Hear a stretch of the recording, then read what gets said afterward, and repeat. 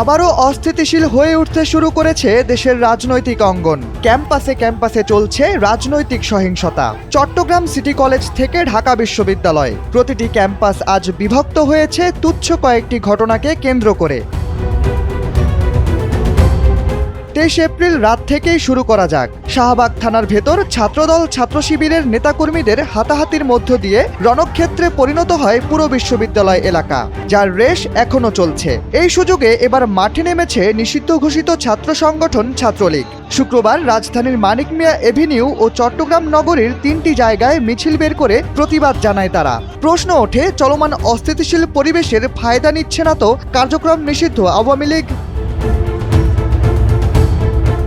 জুলাই গণ অভ্যুত্থানের সময় কাঁধে কাঁধ রেখে হাসিনার বিরুদ্ধে আন্দোলন করা বড় দুটি ছাত্র শক্তির মাঝে ফারাক তৈরি করে সামাজিক যোগাযোগ মাধ্যমে ছড়িয়ে পড়া একটি ফটোকার্ড, যার জের ধরে 23 এপ্রিল রাতে শাহবাগ থানায় হামলার শিকার হয় শিবিরের নেতাকর্মীরা।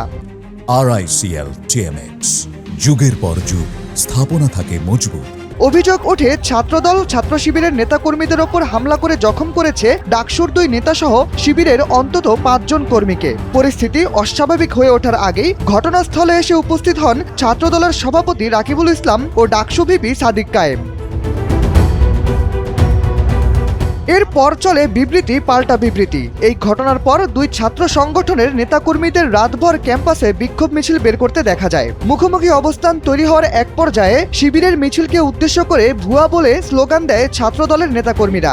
রাতে তৈরি হওয়া ওই পরিস্থিতি নিয়ে রাকিবুল ইসলাম বলেন, শিবিরের নেতাকর্মীরা সামাজিক যোগাযোগ মাধ্যমে তারেক রহমান ও তার মেয়েকে নিয়ে যে কুরুচিপূর্ণ ফটোকার্ড ছড়িয়েছে, এতে প্রতিটি বিএনপির সমর্থকদের হৃদয়ে রক্তক্ষরণ হয়েছে। প্রতিবাদ করাটাই স্বাভাবিক। তিনি জানান, সেদিন রাতে ছাত্রদলের প্রতিটা প্রতিবাদী ছিল গণতান্ত্রিক।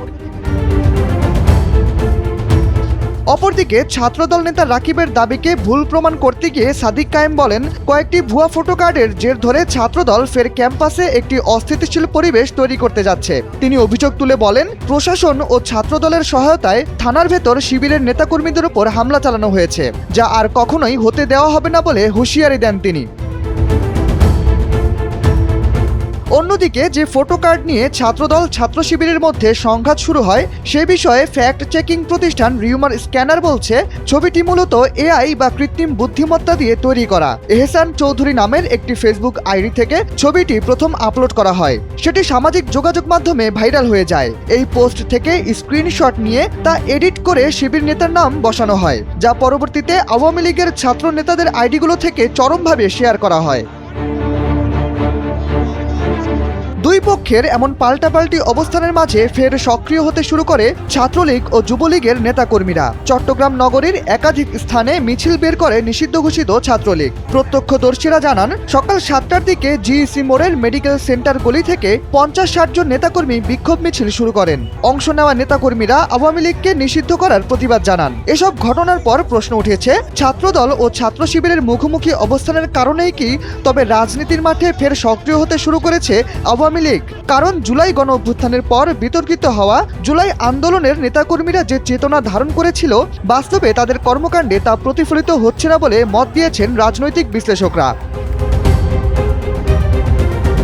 শাহরিয়ার আহমেদ, NPB।